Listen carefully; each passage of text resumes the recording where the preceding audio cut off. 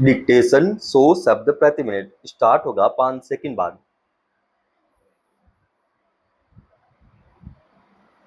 Start. यह विचित्र विडंबना है कि जिस देश और संस्कृति में जन्म से लेकर मृत्यु तथा संकल्प से सिद्धि तक जल के महत्व को रेखांकित किया जाता है, वहां पानी का संकट साल दर साल बढ़ता जा रहा है। हर वर्ष 6 ऋतुओं को देखने वाले हमारे देश में बारिश अमूमन भरपूर होती है। नदियों का संजाल है, तालाब, झीलें, नहरें और कुएं हैं। सवाल है कि फिर यहाँ प्यास ज्यादा चिंता क्यों पैदा करती है। ऐसा नहीं है कि यहाँ पानी की कमी है, बस जरूरत और उपलब्धता के बीच में कई बाधाएं हैं और इसमें नदियों का प्रदूषित होना तथा जल संरक्षण का अभाव इससे बड़ी वजह है। दरअसल भारत कृषि प्रधान अर्थव्यवस्था है। इस नाते पानी की खपत का एक बड़ा हिस्सा खेत खलियानों को जीवन देता है। नदियों के जल के बूते ही बिजली, चीनी, मदिरा, शीतल पेय और बोतल बंद पानी के उद्योग बाजार में खड़े हैं। इस खपत में एक नया नाम कंप्यूटर और एआई तकनीक आधारित उद्योगों का भी है, जिनके संयंत्रों को ठंडा रखने के लिए बड़े पैमाने पर पानी का इस्तेमाल होता है। मानव सभ्यता के बसने और बिखरने का इतिहास हमेशा से ही नदियों के किनारों से जुड़ा रहा है। नदियां खेत खलियान, वन्य जीवन और जल जीवन की धमनियां रही हैं। जीवन को जीवित रखने का काम इन नदियों के ही जिम्मे है, मगर अब नदियों में लगातार प्रदूषण बढ़ता जा रहा है। औद्योगिक कचरा, जलमल, उर्वरक और कीटनाशक कचरा, प्लास्टिक और पूजा सामग्री के अवशेष नदियों में सबसे ज्यादा है। जल की समस्या और नदियों के प्रदूषण के तार आपस में जुड़े हैं। महानगरों से लेकर छोटे कस्बों तक में जनसंख्या का असंतुलित दबाव और बढ़ती भीड़ इस समस्या को गहरा रही है।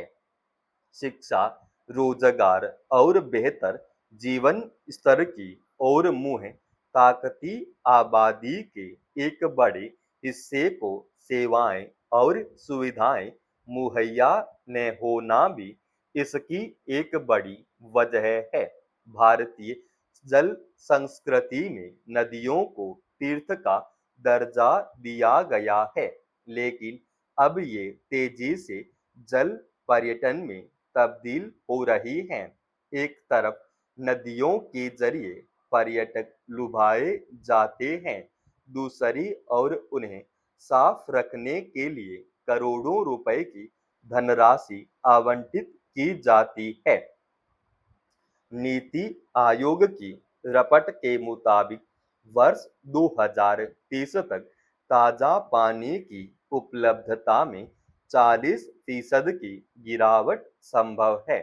इतना ही नहीं, संयुक्त राष्ट्र के अनुसार दुनिया भर की लगभग 40% आबादी पानी की कमी से जूझ रही है और आने वाले समय में हालात और ज्यादा बदतर होने वाले हैं। केंद्रीय जांच प्रदूषण नियंत्रण बोर्ड की वर्ष 2023 की रिपोर्ट बताती है कि गंगा, यमुना, मीठी, साबरमती, हिंडन और सतलुज सबसे ज्यादा प्रदूषित नदियां हैं। औद्योगिक कचरे और अनुपचारित जल मल के कारण यमुना नदी को कई स्थानों पर जैविक रूप में लगभग मृत माना जाता है। देश में तकरीबन 70% सतही जल संसाधन दूषित है और जल गुणवत्ता सूचकांक के 122 देशों की सूची में भारत 120वें पायदान पर है। नदी की प्रकृति है बहना और इसका यही गुण इसे जीवनदायिनी बनाए रखता है। मगर कहीं सिंचाई के लिए, कभी बिजली उत्पादन के नाम पर, तो कहीं बाढ़ नियंत्रण की कोशिशों का हवाला देकर नदियों को बांधा जा रहा है, जिससे उनकी निरंतरता टूट रही है। बांधों और जलाशयों में रुका पानी नदी के बहाव को तो धीमा करता ही है, साथ ही इससे पानी की गुणवत्ता पर भी असर पड़ता है। सिंचाई के वादे भी कहाँ पूरे हो पा रहे हैं। कहीं बाढ़ है तो कहीं सूखा।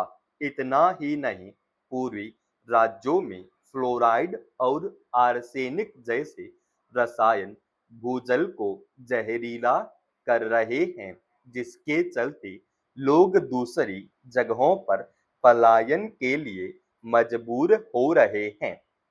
दुनिया भर में हर सप्ताह 10 लाख से ज्यादा लोग शहरों की ओर कूच करते हैं। शहरी जीवन का ये आकर्षण इस सदी के मध्य तक भारत के गांवों को भी निगल लेगा और हमारे पास भी केवल गंदगी, कचरे, पानी और दूसरी समस्याओं से लदे स्मार्ट शहर ही बचेंगे। फिनलैंड, आइसलैंड और स्विट्जरलैंड जैसे देश अपने नागरिकों को मुफ्त पानी दे रहे हैं। ऑस्ट्रेलिया और फ्रांस में भी सार्वजनिक जगहों पर पानी मुफ्त मिलता है। मगर इससे बड़ी विडंबना क्या होगी कि जिस भारत के लोग जल संस्कृति का हिस्सा रहे हैं और जहां शुरू से प्यासे को पानी पिलाना पुण्य का काम माना जाता रहा है, वहां पानी का बाजार फल फूल रहा है। समाप्त। दोस्तों, रोजाना ऐसे ही एडवांस डिक्टेशन के लिए चैनल को आप अभी सब्सक्राइब कीजिएगा और आज के इस डिक्टेशन का पीडीएफ फाइल हमने हमारे Telegram channel study with HP Swami डाल दिया है, जिसका लिंक इसी वीडियो के डिस्क्रिप्शन में डाल रखा है।